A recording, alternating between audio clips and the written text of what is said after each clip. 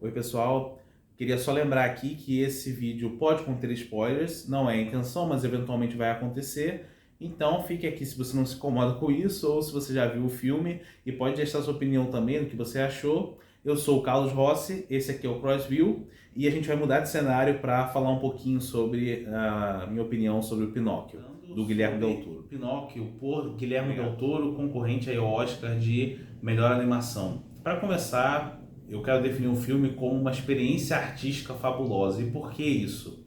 Porque ele é uma arte por excelência. Além do próprio trabalho árduo, do labor que é você fazer uma animação em stop motion com a proporção que o Del Toro se propôs a fazer, você tem uma série de elementos artísticos que vai compor esse filme. Além de ser cinema, naturalmente, você tem uma trilha sonora extremamente competente, você tem números de dança performados pelos personagens, né? Tal como, né, outras abordagens do próprio Pinóquio, que tem essa relação com o teatro, com outras formas de arte. E aí você tem o stop motion em si, que já é uma arte por si só. E é fabulosa por se tratar realmente de uma fábula, de uma história em que você tem elementos de antropomorfismo para conduzir um tema com uma determinada moral. Mas essa moral também vai ser geralmente distorcida pelo Del Toro, de uma forma que ele costuma fazer nos filmes dele. E aí, nesse sentido, eu comento sobre a visão particular do Del Toro para o Pinóquio, né? Quem já procurou entrevistas, já viu o diretor falando sobre isso, sabe que é uma obra muito cara ao diretor, que faz parte da formação dele enquanto artista, enquanto cineasta, e ele vai trazer isso para essa obra, como ele já trouxe para outras obras também, a visão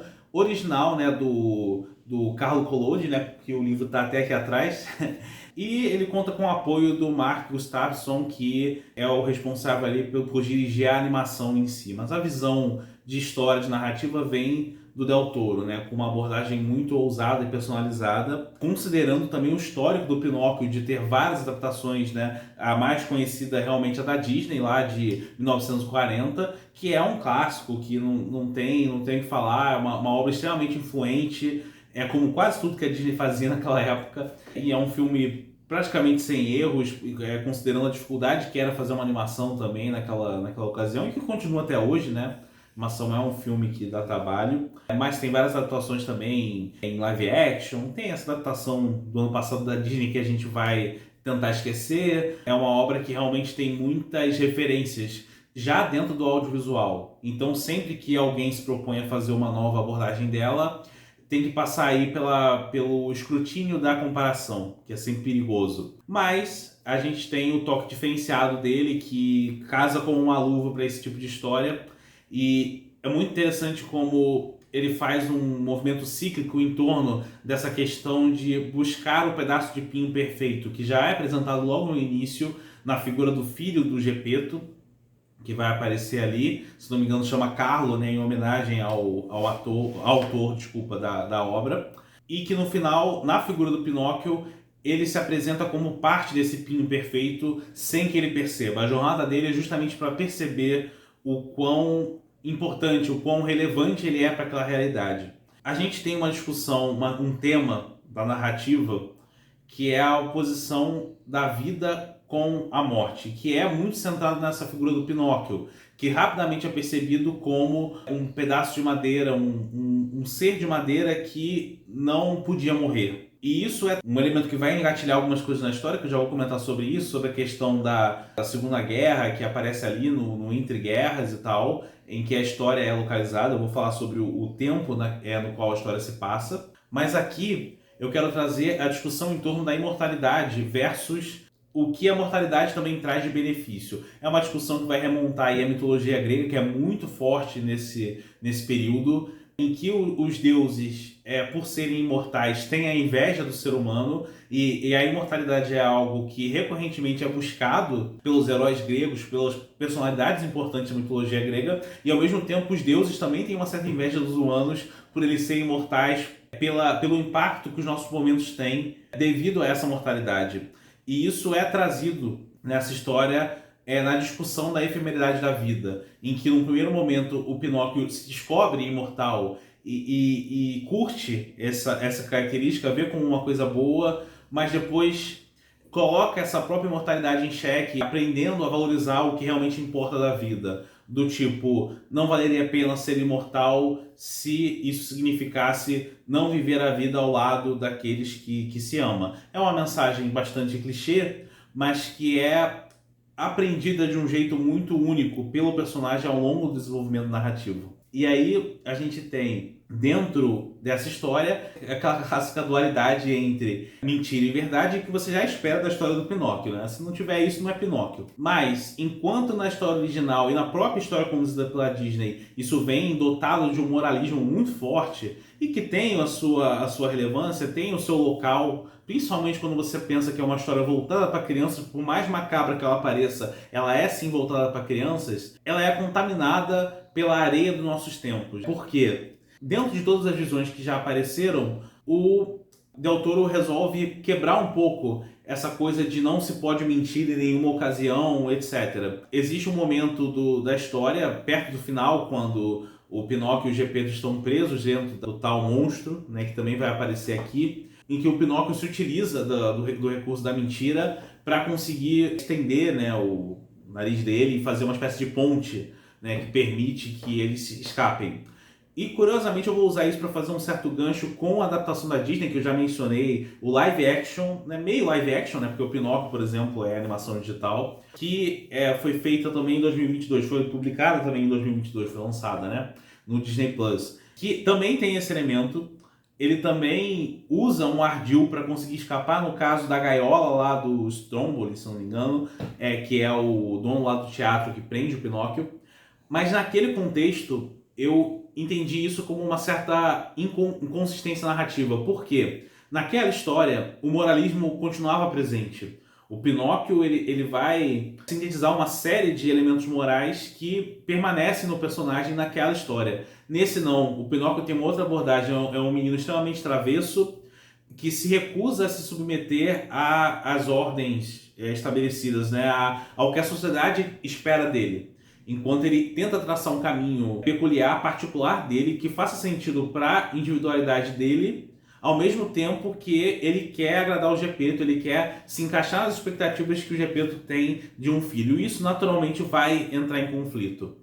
E aí, como eu falei da relação entre o Gepeto e o Pinóquio, eu vou fazer uma pausa e vou voltar naquela temática do tempo cronológico em que a história se passa.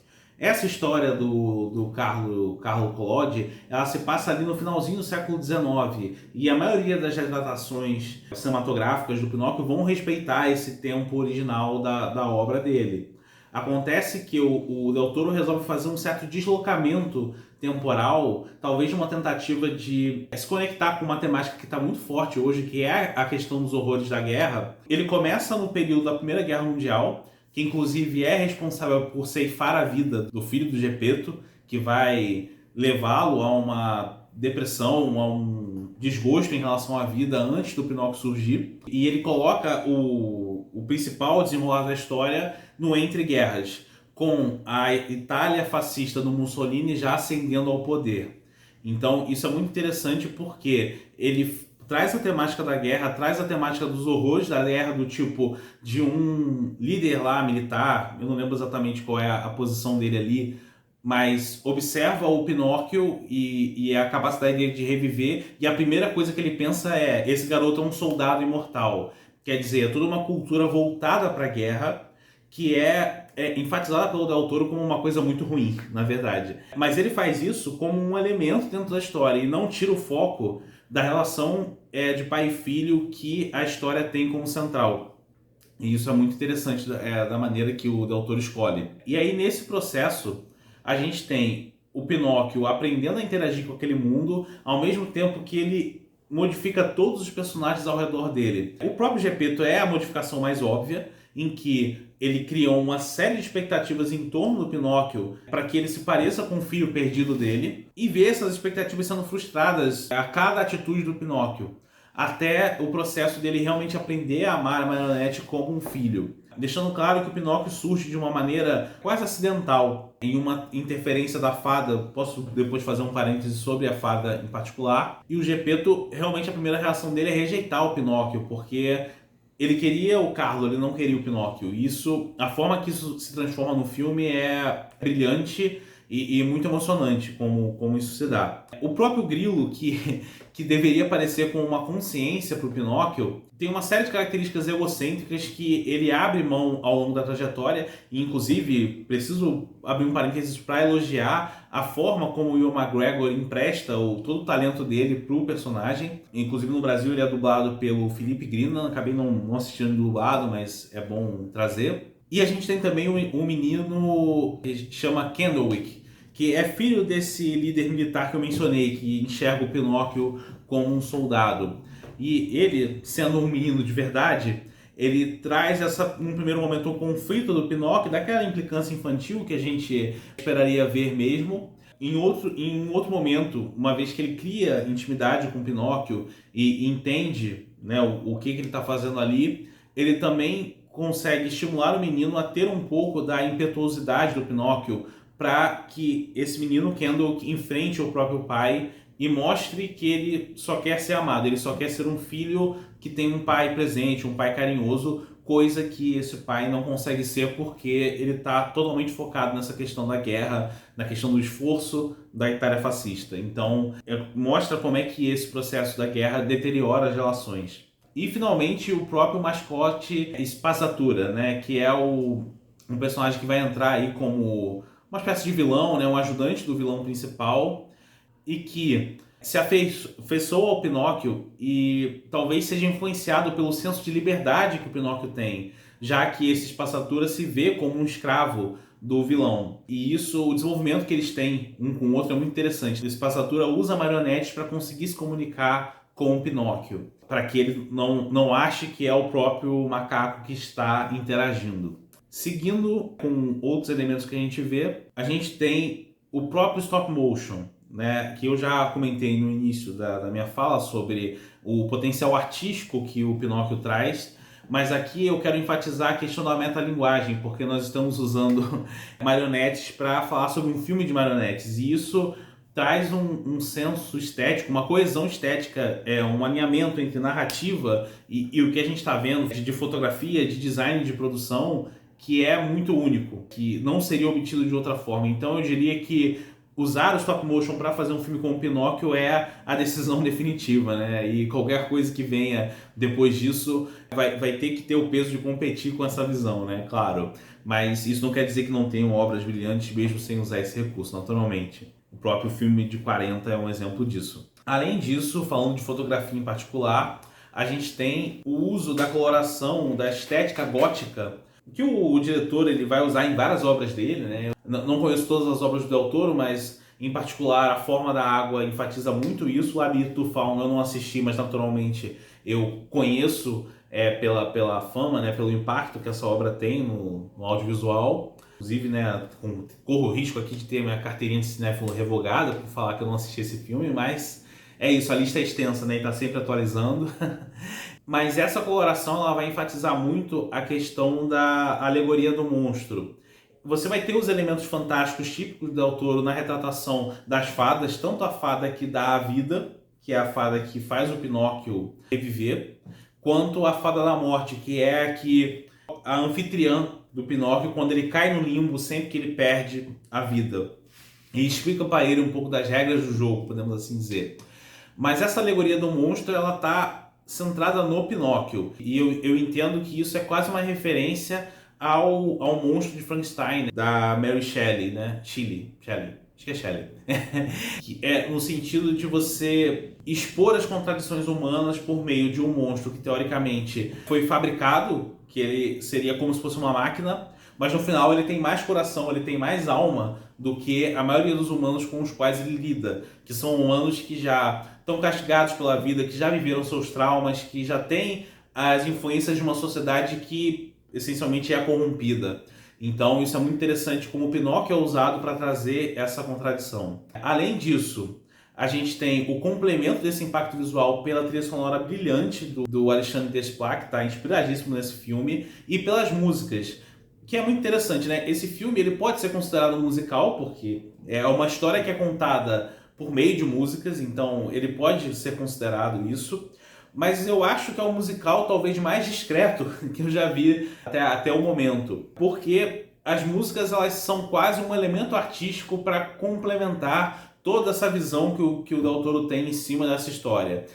Elas não parecem realmente ser o propósito do filme, como acontece em muitos musicais, e musicais muito bons, inclusive, que eu gosto muito, mas o jeito que o Del Toro usa é muito peculiar e eu gostei muito disso. Além de, assim, ter músicas magníficas, principalmente a Tchau Papá, que eu não perdoei a Academia por não ter indicado, é um absurdo mesmo, né, que é uma composição, inclusive, do próprio Del Toro, com The Spy e com Cats, né, que foi lançada aí com o filme. Então, elas acabam compondo a arte, a visão artística que o filme quer propor, mais do que simplesmente ser uma música por elas mesmas.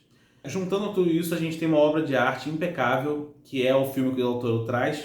Ele passou mais de uma década trabalhando nessa concepção, e esse esforço árduo, né, cansativo, hercúleo de trazer um filme stop motion dessa magnitude se converte em simples deleite para a audiência. Eu entendo que não tem como ver esse filme e não se encantar, não se envolver com a forma que o Del Toro conta a história aqui. Se você concorda com essa visão que eu trouxe aqui, se você tem outros comentários, se você viu de outra forma, por favor, comente aqui embaixo e continue acompanhando aí o canal, que a gente vai cobrir muitos filmes do Oscar e outras obras também, para poder mostrar um pouquinho das reflexões que o canal tem aqui. Muito obrigado, pessoal, por me acompanhar até aqui. Um abraço.